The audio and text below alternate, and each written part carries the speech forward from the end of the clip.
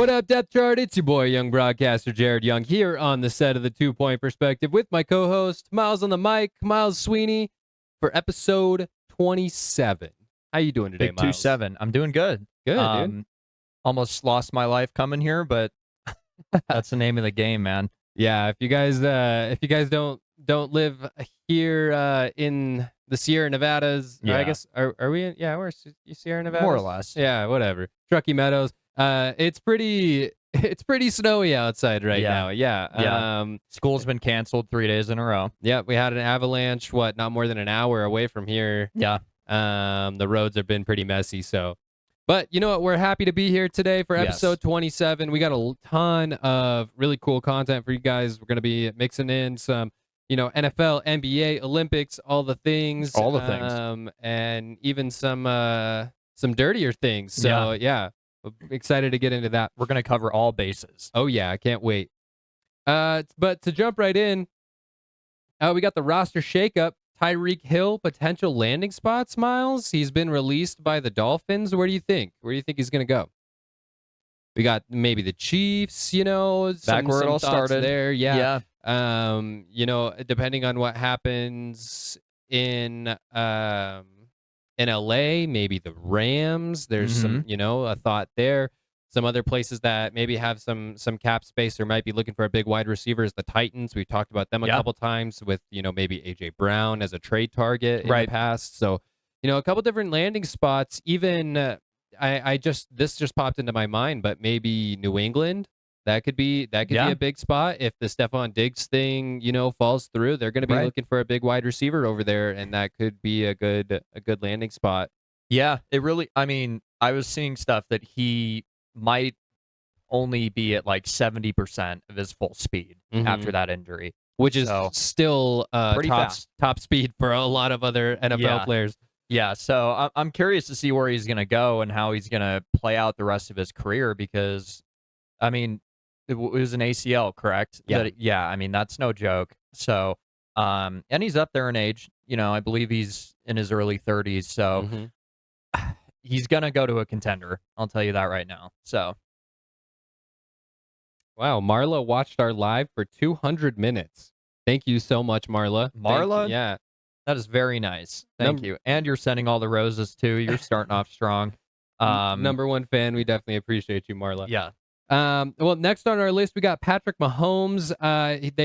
Chiefs restructured his contract, which is pretty, that's a pretty big deal for them. They dropped his salary cap from $78.2 million down to $34.65. Cut it more than in half. So yeah, and you know what? I'm sure for him, he's sick of losing. He doesn't. I mean, who needs more than $34 million? I mean, that's crazy, right? In a single year, what's he going to spend all that money on anyway, right? So, and he's not going to play. Yeah, and I mean, he'll get that money back eventually later down the line, but that's huge for the Chiefs. I know that they've been missing some key pieces.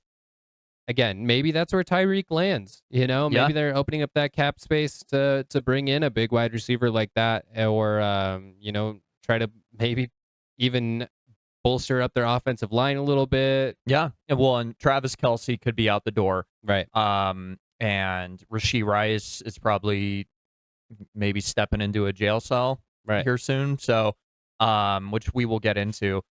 So yeah, they're gonna even in a year without Mahomes, where like who their contention's gonna be up in the air. They're still making moves to be relevant, despite their franchise guy not being under center for majority, if not all, of the season. So, yeah, absolutely.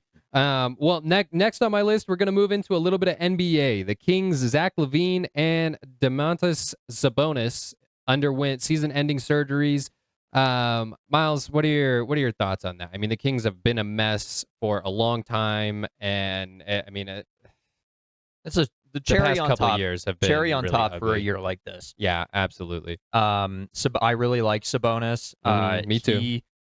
He's been a staple for that franchise ever since he got there. And I think a lot of the moves they've made in the past years, I find highly questionable. Right. But for a year like this, where it's already said and done, I mean, I'd rather have it happen in a year like this as opposed to a year where they were contending for the playoffs and like getting the second seed and stuff like that. Well, it's really So unfortunate the direction that they've gone, because they went from a contender with coach of the year to firing their coach after only a really small amount of games the next season, and then they trade De'Aaron Fox. Yep. And now they're facing all these injuries.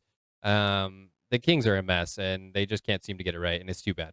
And the year that they're doing something about the tanking, Adam Silver's stepping in. It's like, yeah, Kings are. It's just not a good year right now. Right. And I'm not gonna. And I'm not sure they're even trying to tank at this Yeah, point. I was gonna. I don't think they're intentionally trying to do it. But like, if you're gonna be, they might start winning games if they tried to tank. If you're honestly, yeah. But if you're gonna be in rock bottom for the next, or at least for the foreseeable future, and then that's getting thrown into the mix. It's tough to be a Kings fan right now, for sure. Oh, so yeah. I feel bad for those boys. Shout out Short Stack for the gifts. Short Stack, thank you very much. Bradley Chubb, Miami's cleaning house. We just talked about Tyreek. Who knows what they're going to do with Tua? I highly doubt he's going to play for them, whether they keep him or they're going to release him and just take that massive cap hit. But Bradley Chubb was somebody else on the chopping block. He's 29. He recently tore his ACL a couple of years ago in 2023. But, I mean, he's a veteran pass rusher, and he still recorded 8.5 sacks this past year. That's somebody else who I think would go to a contender. Like, could the Bills sign him? Like, what are they going to do with Joey Bosa? And, are they going to pair him alongside Greg Rousseau?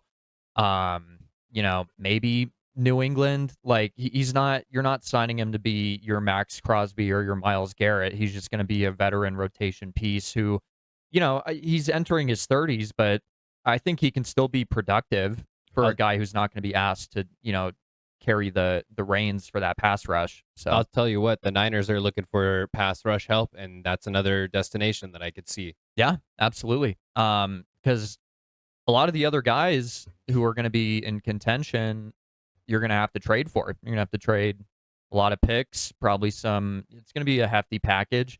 So could that be somebody who obviously wouldn't amount to a guy like Crosby or Trey Hendrickson, who you could just sign? But, you can get him in a room just enough. Get him in a room with Mikel and Bosa. I think that would be a good rotation. And if you guys just kind of bolster your defensive line interior a little bit, I think, Raheem Morris is not a slouch of a DC. I think he can make it work with a guy like Chubb, who, has his better days are behind him. So, next up, I'm going to save this one for last, just so we'll stay in the NFL realm for now. Kenneth Walker, Super Bowl MVP, played really well after Zach Charbonnet went down. So you would think they would re-sign him, but they're not. It's believed he's going to be walking away, which is crazy. I mean, that's the Super Bowl MVP, and you're going to let him walk? Yeah, that is nuts. Yeah, he had a pretty historic game for, playing in the Super Bowl. And he really took on the rock after Charbonnet went down, like I just said. And I believe his last 5 or 6 games, he was putting up good stats. So yeah, there was the whole thing about they were at the Super Bowl parade and him and Schneider were drunk and he was trying to negotiate a contract extent. I don't know how serious it was, but even Schneider made it public. Talking on the mic, and he was like, yeah, Kenneth tried talking to me. It was a little weird. So, Kenneth Walker wants to stay, but I think Seattle, the buzz around that is they want to go younger. They're going to draft somebody, and it's going to be cheaper too. Right. Because in the long term, yeah.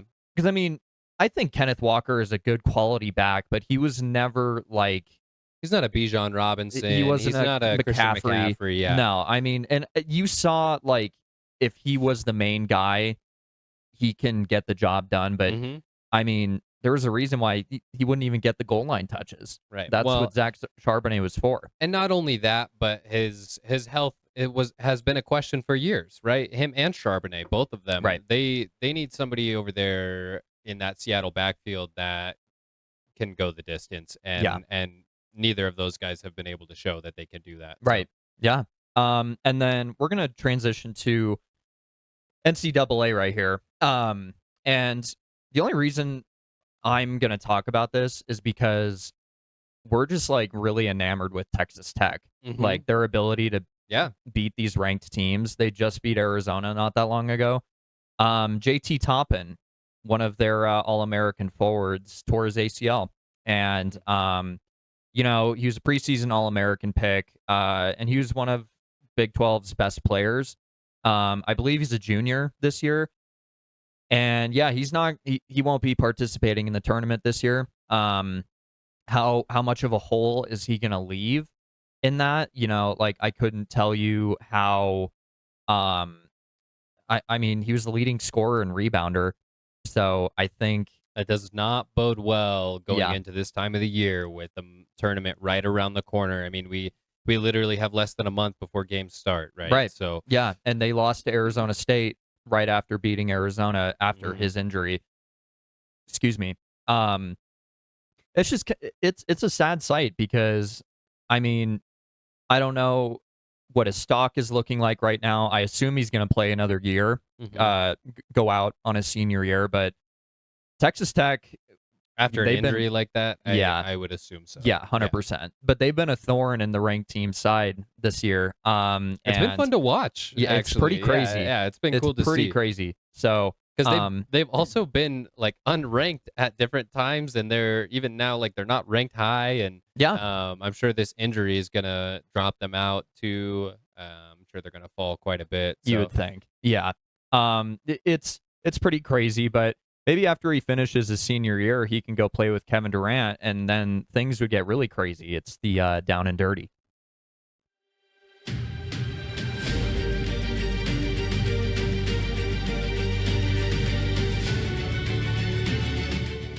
Again, thank you for the likes and the gifts, Short Stack and Marla. We appreciate it. So Kevin Durant, he's not unfamiliar with his social media presence. He's had a past of having burner accounts to respond to fans and critics and kind of defend his name without it being tied to his name. And that's been exposed multiple times. Right.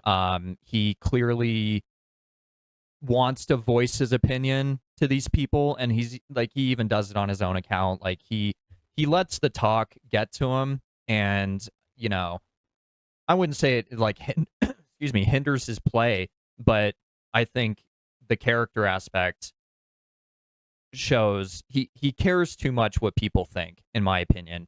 Even though he puts on this persona that he doesn't constantly. But it just got worse. So like earlier this month, screenshots appeared to show someone who a lot of people think is Kevin Durant. This isn't confirmed by any means, but there were like screenshots of group chats and stuff, like he was talking trash about coaches and players that he's played with. And it's even as recent as him talking trash on his Rockets teammates. So he was saying stuff like Jabari Smith can't be trusted to make shots or, get defensive stops. He was saying Sengun can't shoot or defend. Describing the Rockets as, quote, a shitty ass team. He was, Watch your profanity. Kevin, come on, man. Saying like, making comparisons of like Devin Booker and his old coach, Frank Vogel, comparing him to like dictators. And he made remarks about like Ben Simmons and Kyrie and other players. I think Ben Simmons got the least of it because I believe one of the messages I read was like, I miss Ben, man. At least he would pass me the ball. That was about the only thing he could do. Yeah. And Kevin Durant, he was asked about this. He dismissed it, saying it's just Twitter nonsense, which he knows a lot about. So, this is just he's getting to the end of his career, man. Twitter nonsense. I mean, he can't. He's in the headlines on social media for the wrong reasons a lot. And if this does come out to be true and confirmed, and he's actually saying all this stuff about his teammates and coaches, it's like, who's going to want to play with him, man? Exactly. Yeah. Yeah. And I mean, he's, like I said, he's going down to the latter half not even the latter half. He's probably got like a handful of years left. Yeah. So if you really want to try to compete and win a championship, but you're going to have this this ball and chain behind you, like you said, who's going to want to play with him? Who's going to want to coach him? You know. So it's because I like Kevin Durant. It's hard to respect him though. Yeah, he makes it hard to over and over again. It just more and more reasons to look the other way. You know, exactly. Yeah. Well, Jared, you got something pretty down and dirty on there, don't you? Yeah, I mean, we're gonna stay here in the realm of the NBA. So I want to talk about the NBA's tanking scandal that they got going on right now. So this has not been a huge thing that has come up. We've been getting like little bits and pieces, but today it kind of blew up a little bit. And so which is kind of cool because I was prepared for, I got a lot of other content for what has happened over the last couple of weeks. But today really blew up, and Miles is gonna be able to give us a little more detail on that. But right off the bat, the Jazz and the Pacers both got fined for tanking. You know, and so the Jazz took a $500,000 fine. The Pacers took a $100,000 fine, and you know, I understand why you might do that since it helps your draft lottery odds, right? You're more likely to get a higher pick, especially if you're already out of the playoffs and stuff like that. But isn't that the whole point of the draft lottery, right? To prevent stuff like this from happening, right? To prevent the tanking. I think the NFL could really do with something like this. You don't see it quite as bad in the NFL. It's right. I think they do a little bit better job. In fact, you actually see a lot of teams screw themselves out of a top pick because they win a game late. Yeah, right. They're very competitive. And I think to that, a lot of coaches' jobs are typically on the line in the NFL. No coach and you wants just don't to tank see in the that. NFL. Yeah, you just don't see that. You need to be a guy like Sean McVay or Kyle Shanahan to you have so much, your job is safe no matter how bad the year goes, that you're like, all right, well, yeah, let's get the best pick. Well, it's because the opportunities are so much more limited, I think, in the NFL, right? You really only get 2 shots unless you have a really good career, and then you might get 3. But you really only get 2 shots at being a head coach in the NFL, and the NBA is just not like that, right? NBA is more cut and dry. I mean, and you have guys like Doc Rivers who make the rounds. I believe Mark Davis did that too. Billy Donovan, guys who were more modern coaches who have been the head coach of different places. Mm-hmm. But yeah, I think the NBA is more cut and dry because in the NFL, you can be a great coordinator and go back to that and thrive, but be a terrible head coach. Right. So, but yeah, like you said, I have the details on this. I wanted to be as transparent as possible. Before you do, I have a couple quotes here that I'd like to read. So these first 2 are from Adam Silver. And he said, are we seeing, he was asked a question and he responded with, are we seeing tanking behavior that is worse this year than we've seen in recent memory? Yes, in my view. In the old days, it was just sort of an understanding among partners in terms of behavior. I think what we're seeing is modern analytics where it's so clear that the incentives are misaligned. And then recently, today from Matt Ishbia, he said that he's the owner of the Suns, and he said that the tanking is worse than any prop bet scandal, which we've seen a lot about and we've talked about here on the show, is the prop bet scandal, and that was huge. That really blew up. So if an NBA owner is saying that this is worse, I think that says something. So absolutely, the NBA came up with some new rules today that I believe they're going to implement next season. They should, and I have a lot of respect for Adam Silver for doing this and acting so quickly, right? Yeah. I wish we could see that in a lot of other organizations and other places. Yeah. So I believe we got, I'm going to say this is 7 right here. So this was multiple sources with knowledge of the GM meeting. First round picks can only be protected only top 4 or top 14 plus. So I'm assuming in terms of trades, protected and unprotected picks, it's only going to be within a certain threshold. Lottery odds freeze at the trade deadline or a later date.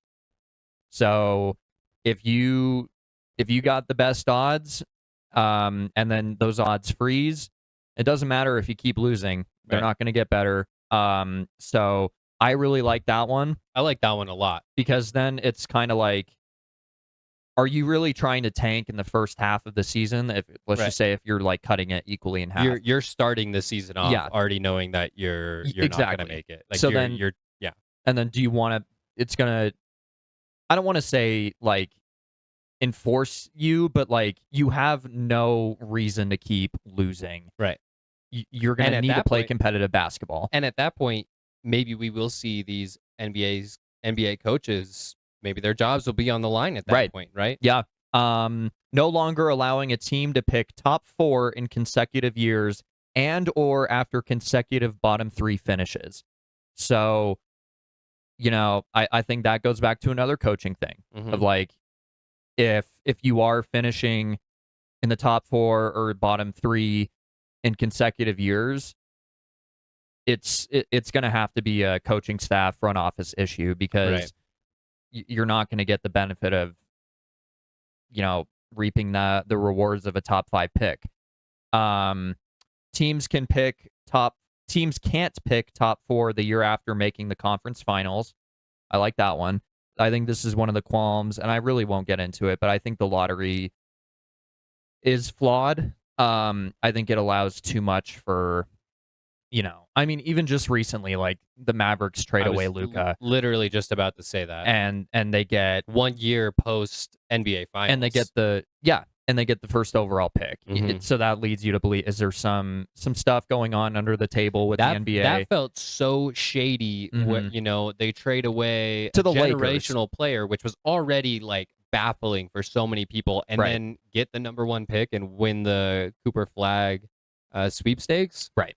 That is just it's a little weird. And, so weird. And you've had the stuff about like, I believe it was Patrick Ewing when he got drafted by the Knicks. And that was when they used like the cards and like he purposely dented the cards so he would know which one to pick. So I think there's a lot of room for error that makes it seem just rigged a little bit. So, and I know you said like NFL, if they brought that into it, I think it would be a bad idea. And I got a couple more lottery odds allocated based on 2-year records. So it seems they're not just taking your past year as consideration. They're gonna take it over a multiple year span. Lottery extended to include all play-in teams. I like that. And flattened odds for all lottery teams. I couldn't tell you what that means. But they're taking action against this. As they should. And it is an issue. It's an issue. I'm glad Adam Silver is acknowledging it, first of all, in those quotes. And he's taking this action right now to hopefully implement next year.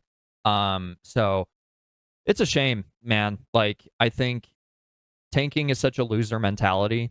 And, in basketball, it's a little different because you're going to get the guys like Wemby and Cooper Flag and these generational talents from all over the world. I mean, this is a very world league now. So, I think it's lame. But did you have anything else to remark on that? Any other comments in terms of thank you so much, Miles, for giving us that little rundown. And also, thank you for the dual threat bet dub this week.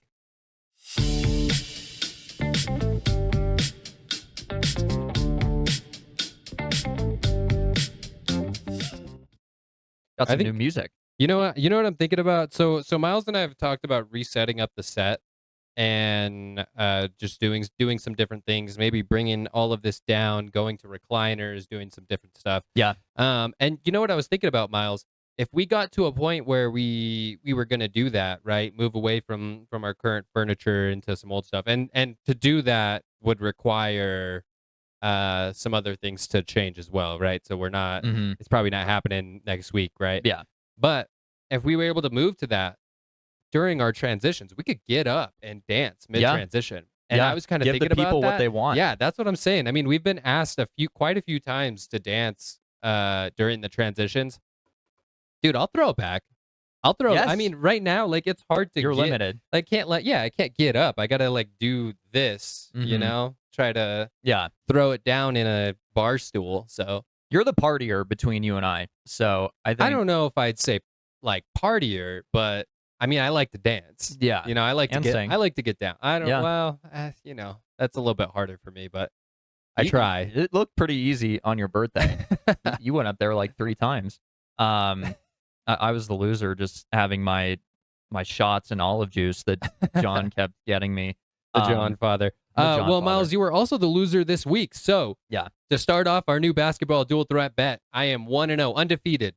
It's a sign. I'm gonna win. It's already set in stone. So I'm sorry, Miles. You know what? You should probably just do yours at the same time that I'm doing mine. Well, I remember in Dual Threat Bet Season 1, you had a lead on me too, and I believe it was 2 games. So I'm not unfamiliar with this. And Jared, is this factor cap? Miles throwing it back would break the tectonic plates. Well, you know, Miles, if you would just park that dump truck outside instead of trying to bring it into the studio every day, then we wouldn't have this issue. It is detachable. For the safety of this for this neighborhood, I leave it. But yeah, I think this is gonna be an interesting dual threat bet season. I think so too, and I'm excited. And we're calling it Dual Threat Bet Season 2, which I'm excited about. I think it would be cool, you know, if we get like 7 seasons in, you know, Dual Threat Bet season 7. Let's see what happens. Yeah, you know, and you know what? When we get there, I'm gonna come back and I'm gonna put this clip up in our video. Season 7, we're gonna do chess wrestling. Do you remember that? Can you imagine chess wrestling? Dual threat bet. No, chess boxing. Chess boxing. Yeah. We'll have to do that. That'll be the punishment. Yeah. The punishment is you have to chess box. And you know, I am excited to think about like what our set could look like at that time, and where we'll be as a podcast. I hope that we are able to get to that. We're gonna evolve. So yeah, I believe so. I mean, we've been evolving constantly. We right? have been. So our dual threat bet. Sorry, Miles. I didn't mean to cut you off. No, you're fine. Our dual threat bet for this week is Houston at the Knicks. It's our Saturday night game, 5:30 on ABC ?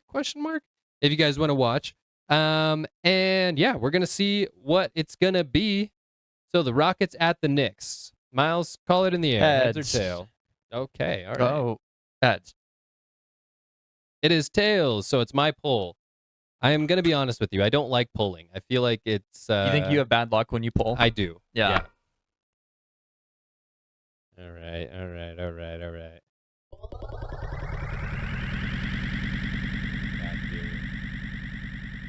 Okay. All right. Well, you know, I hope that his Twitter drama doesn't get in the way of his playing this week, because I got Kevin Durant plus 25.5. So, which I think is very possible. Isn't he averaging 26? I think he's averaging 26. Yeah. Yeah, you're right. Hopefully, maybe Sengun is like, you think I can't shoot or defend? I'm also not going to pass to you. So. Oh, I didn't think about that. Yeah. Yeah, I made him angry. Well, they still want to win, right? Of course. Yeah, they're still trying to win. So hopefully that works in my favor. Yeah, well, hopefully this lawsuit against Rashee Rice works in Dakota Jones' favor, because it is the weekly wild card. I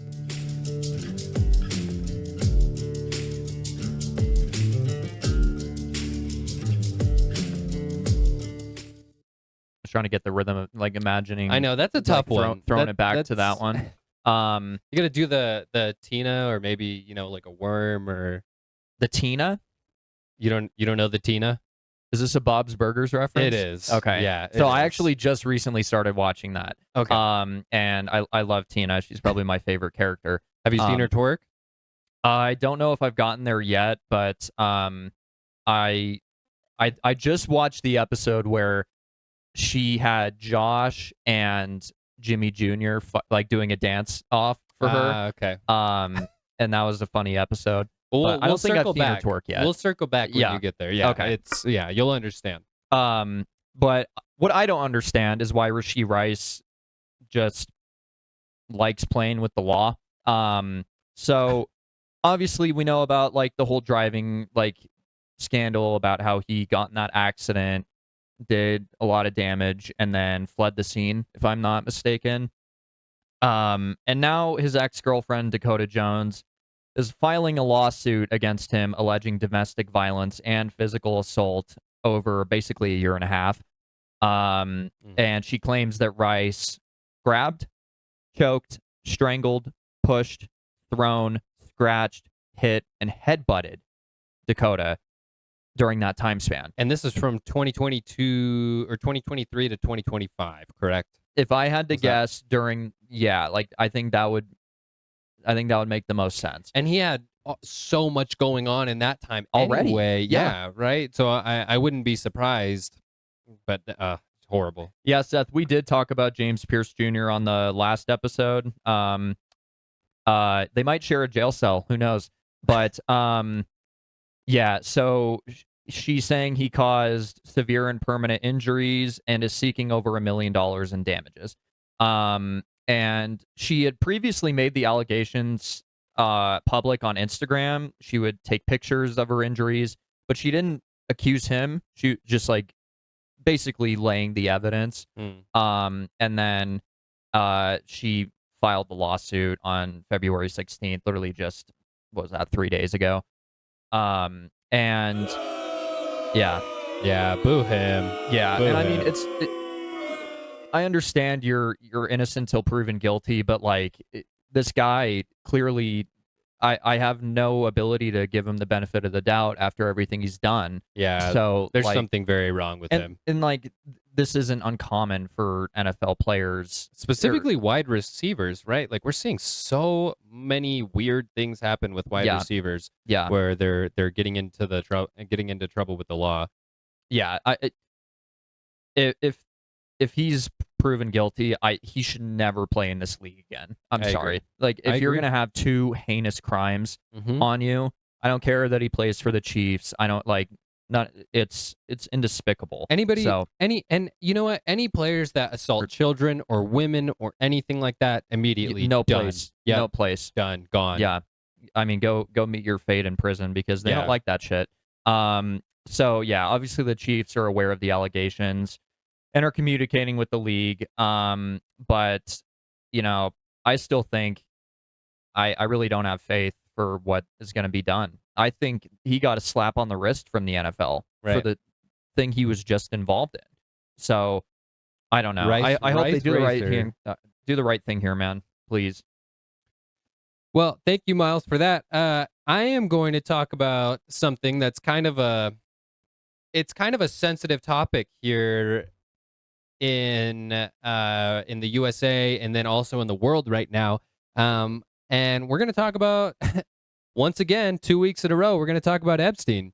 And, you know, same thing. We're going to keep it all within the realm of sports. But we saw some graphs that had some really interesting information on it. And so we dug a little bit deeper. And the graph that we saw was the amount of times that specific NFL teams are named in the Epstein files. And so we wanted to kind of talk about why they're in there and some of the things that we found. There's nothing like super damning, but it's definitely not good. And, you know, but I also wasn't surprised, right? The teams that I found that had some really dirty stuff, I wasn't super surprised. So I'm going to go and we're going to talk about that. I want to circle back to what we talked about last week, or maybe it was a couple weeks ago. But Steve Tisch, yes, when we talked about the Epstein files. So he's the co-owner of the Giants. And it has now come out that Steve Tisch was named 400 times in the files. Is that bad? Over 400 times. That's crazy. It's nuts. Next on my list, though, I want to start with who was in there the most. So top of the list was the Commanders, which is no surprise, right? Snyder. Yeah. Dan Snyder is a guy that has had a lot of issues. He's had his own issues, run-ins with the law. He's been named in court cases for John Gruden as well. Yeah. And he was a terrible owner. He was an awful owner, and I mean, there were plenty of sexual assault allegations coming out of his organization when he owned them, and it got so bad that he was actually forced to sell the team, right? So, not only Dan Snyder, though, who is the former owner, Josh Harris, who is the current owner, was also named in the files. So we're going to talk about both of them here. Former owner Dan Snyder is mentioned in several contexts, including a 2008 email regarding a helicopter flight and a 2016 record of his attendance at an unspecified event. Now, this doesn't sound that bad, right? Just yet. But the event was being downgraded from dinner and preview to preview only. Listen, if your name is in there and you're going to an event called a preview, I don't even want to know. I don't want to know what you're involved in. I don't know. I don't want to know what happened, but it doesn't sound good. Then current owner Josh Harris is mentioned in the emails and records showing business relationships with Epstein and documents revealing Harris's acceptance to an intimate breakfast at Epstein's Manhattan home in 2014, where Bill Gates was also in attendance. Again, the Commanders are the #1 team named in the files 18 times. This next one is a little bit disheartening, but Miles and I both tried to do a lot of research. Yeah. And we tried to find the dirt, and we could not find anything on this. So a lot of it was like a lot of it was the same stuff about just like being in the books, like the contact lists and stuff. Or even the Niners, like in their 17 times or whatever it is, like there was really no dirt on that. Well, and that's what I was going to talk about next was the Niners. So the 49ers are the second most named team 17 times. And, you know, something else that I read, though, is that a lot of these teams are named in there because of news articles and different things like that, right? So we couldn't really find any details other than Jed York was in a contact book for Epstein. Right. Which, you know, when you're a multi-billionaire, I suppose that's going to happen, right? If you of course. You have connections and stuff. Next on my list, the #3 team is the Patriots. So following, which again, you know, Robert Kraft is a mess. This is a guy that has ties to lots of really wealthy dirtbags, frankly. And in my opinion, Robert Kraft is kind of a dirtbag anyway, right? Yeah.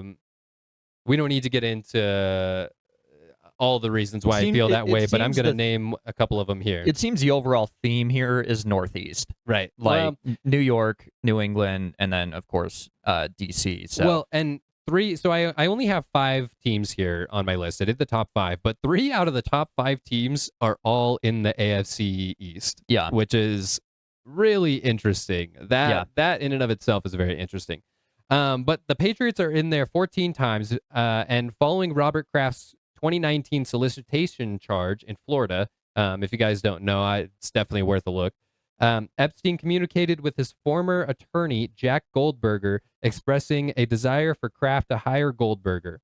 In one 2019 text, Goldberger informed Epstein of Kraft's arrest, noting it might divert local media attention from them, which is very interesting. Epstein replied, "Yes, I'm trying to have him hire you," which he did.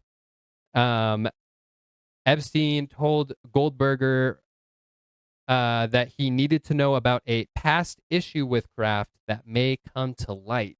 Very, very interesting. So he's almost like, it's like he sicked his lawyer on him to dig up more dirt on Kraft. That is crazy. Yeah, but enough about the Patriots. 4th on my list, I've got the Dolphins, named 14 times. And the name, from what I'm seeing here, the name is linked to archival footage from 1992 showing Donald Trump and Epstein partying at Mar-a-Lago with cheerleaders for the Buffalo Bills, who were in town for a game against the Miami Dolphins. So that's the only thing that I could dig up on the Dolphins being in there 14 times. There's really not a lot of information. Man, Anyone saying anything crazy? Boo, do better 49ers. I agree. Yeah, we very vocal with this segment. We appreciate it. But yeah, it's crazy. Like, I mean, the reach of this is so insane. You know, it's so, while it is disgusting, it is also fascinating to just see how far this individual's reach was. And I mean, and he's got, it seems like he had dirt on everybody. On everybody. Everybody. Yeah. And I hope that those individuals face justice, and the victims deservedly get the justice so. that they deserve. Yeah, of course. Well, and then we just saw Prince, I can't even remember his name, just get arrested in England. I hope that's the domino effect to where we start getting our shit together and actually handling our business here. I think he'll name names. We'll have to see. And then finally on my list at number 5, the Jets 14 times couldn't find any dirt, which is really surprising because Woody Johnson is a POS. He is horrible. That guy is not a good guy. Woody Johnson is the owner of the Jets, and we're not going to get too deep into non-related topics here, but Destin in the chat talking about one of my boys' thoughts on Ishan's transfer to the Seahawks. I didn't know that they transferred equipment managers, but Ishan, I hope you have fun there, man. But was that everything on your list there for NFL it was. Epstein? Okay. And next we're going to list our predictions for this upcoming Saturday. I didn't want to do that one again. See, this one I could Yeah, we could do that. Really let that go. But it's prediction time. So, during the NFL season, we're able to list that week's games and we're able to go through and do predictions. But the NBA just has so many games and these teams play so many times a week. So I think we're just going to stick to the Saturday thing. I think that's working out pretty well for us right now. So Saturday's predictions, Miles, I figure we're both going to do our predictions at the same time. Yeah, we're 1-1. That's our staple. How about you start us off? All right, man. Magic at the Suns. That's the early game. And I'm taking the Suns. Jared, I love you because I'm also taking the Suns. Yeah, Miles, I don't lean your way too often. Yeah. I know the Suns are your boys, and I'm an East Coast kind of guy as far as basketball goes anyway. Yeah. West Coast. Shout out, West Coast is the best coast. Truly. Yeah, it really is. But, I had to give your Suns some love, especially against a bad well, I don't even know if I'd call them a bad Magic team. They're just mid. What are they right now? 28 and 25?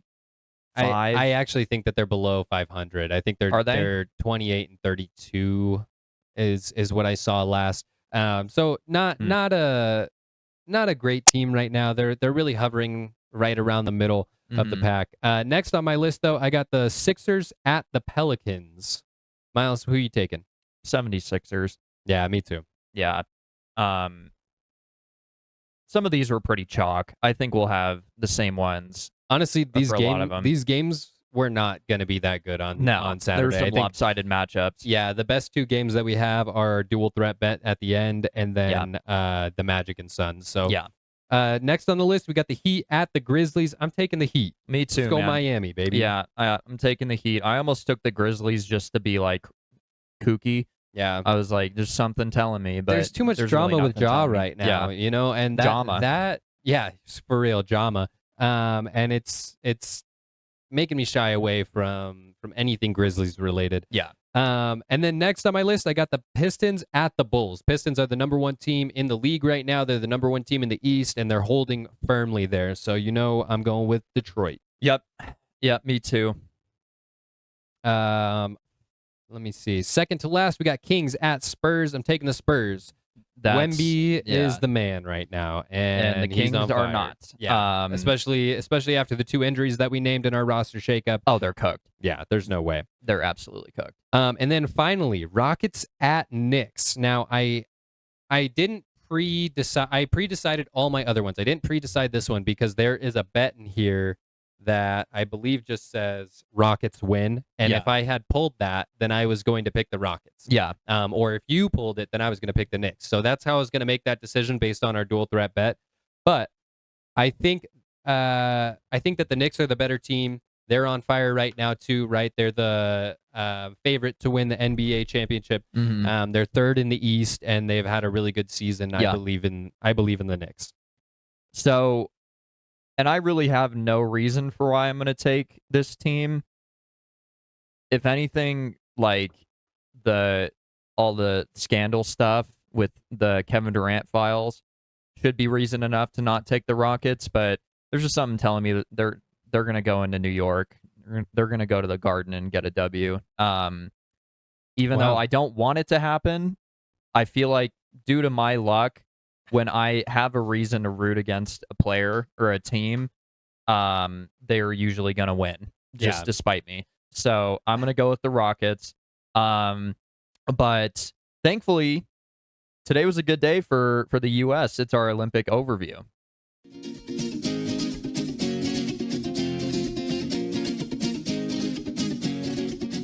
We could do like a little cha-cha for that one. There's all kinds of stuff that we could do for that. We're gonna do our choreography. You said something and it made me kind of giggle. And you said the Durant files, and I was just thinking about this, and I'm like, should we just start calling every scandal the files, the blank X-Files? Yeah, the blank files.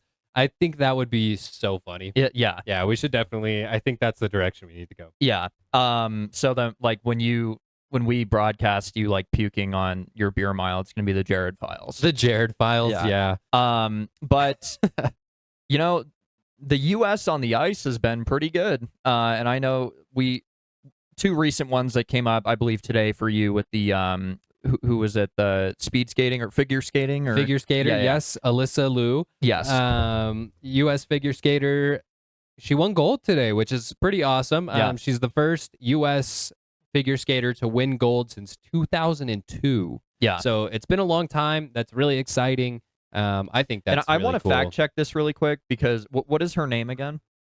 Alyssa. It might be Liu. It's Liu, and Alyssa is Alysa. Okay, so she's 20. There was somebody who we saw who was 18, but I mean, they haven't won that since before she was born. Mm-hmm. I mean, that's crazy. Good for her, man. I mean, that's really cool.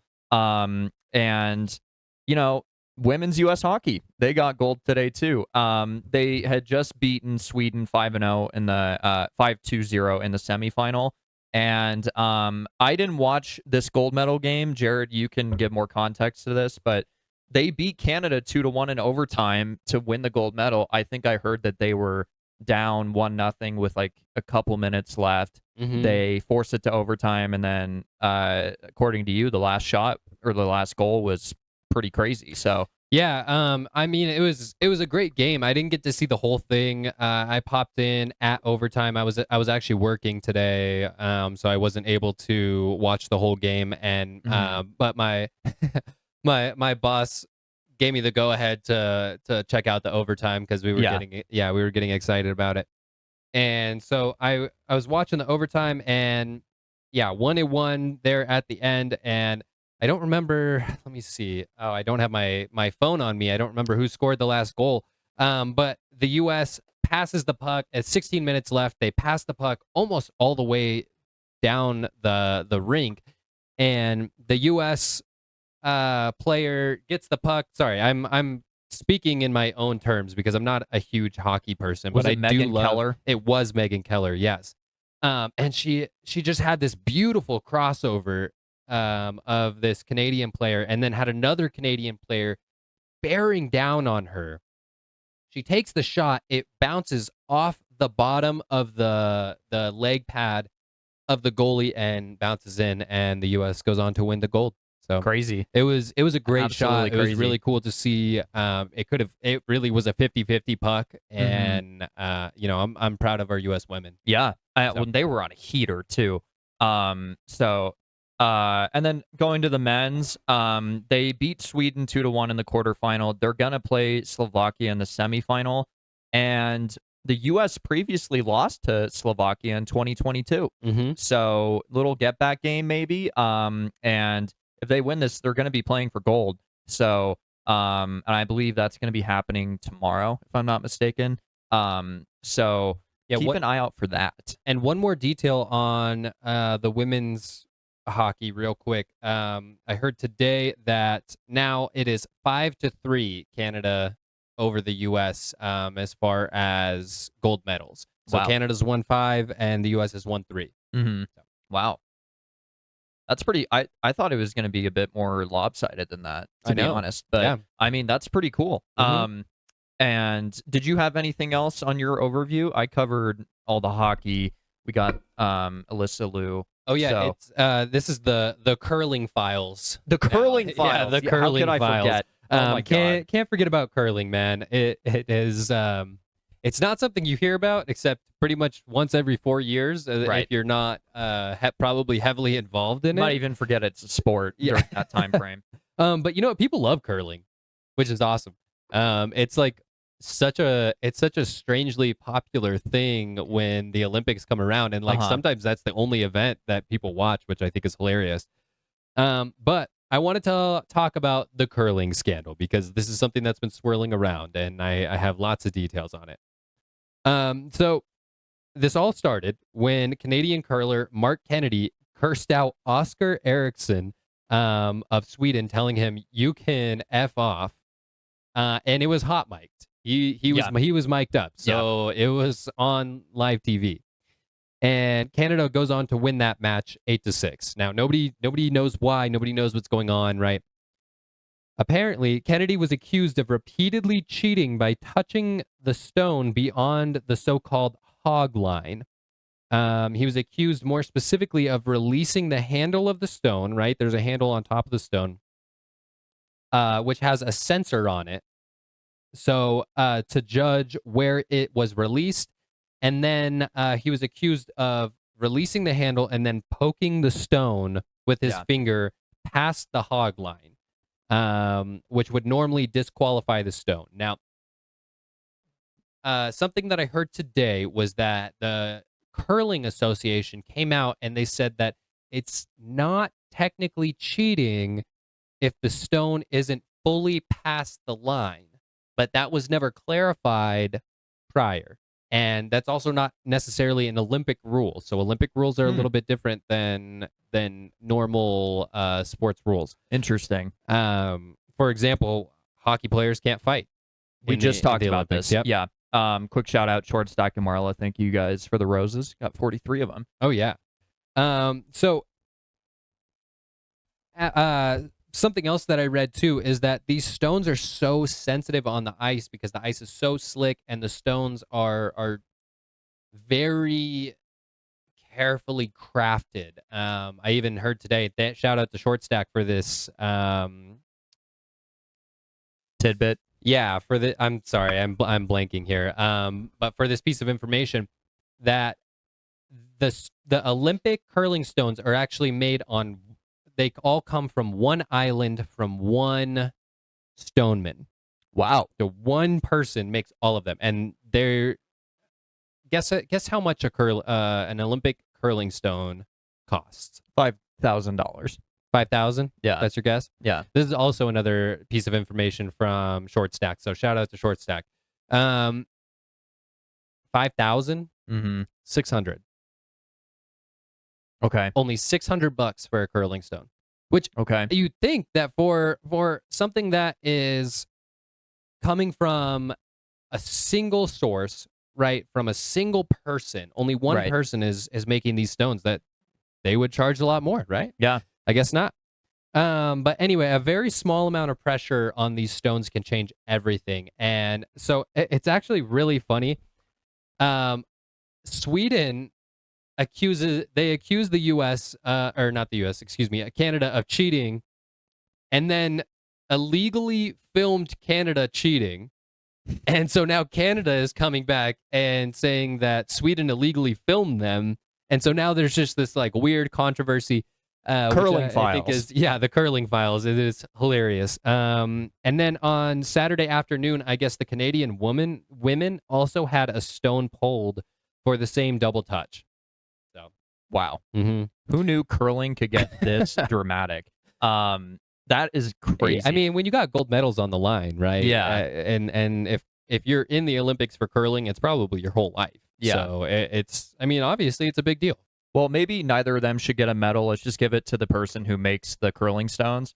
Because, I mean, I think he's getting robbed for that. I think Only so 600. too. Yeah, $600. What? He should be north of 1,000. That's what I'm thinking. So, all right. Well, I'm sure he would rather have $1,000, but I'm going to ask you some would you rathers surrounding everything we just talked about.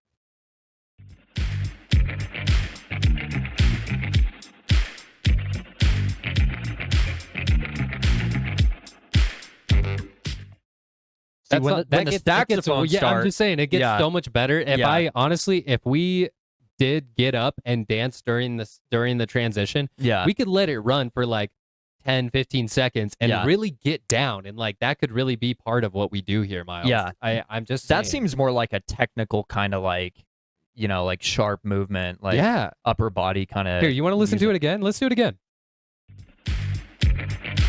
And it gets good. It does.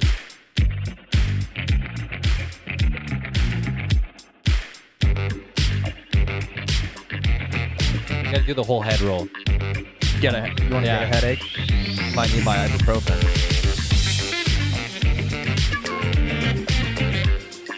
It gets pretty good, Miles. Yeah. It gets pretty good. We got some good music. We're kind of holding out on the folks by not playing it all, but I mean, obviously I'm gonna be 100%, Miles. I've actually never listened to any of these longer than like 10 seconds.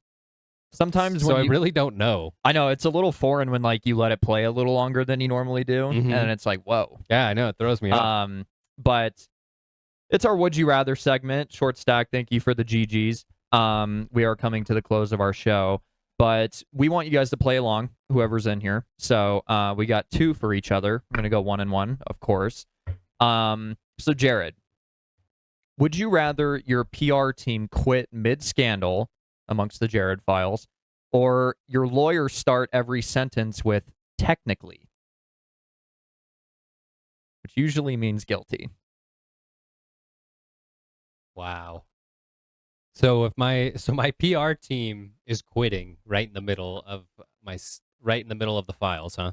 Mm-hmm. Right in the middle of the scandal. Yeah. Or my lawyer is just a terrible lawyer. Mm-hmm. I think I'm gonna go with the PR team. I think that the public has a lot of influence, but nothing beats a good lawyer. Yeah. Nothing beats a good lawyer. Absolutely. Yeah. And if I need a lawyer, I'm in some trouble. Yeah. I am in some trouble. All right, Miles.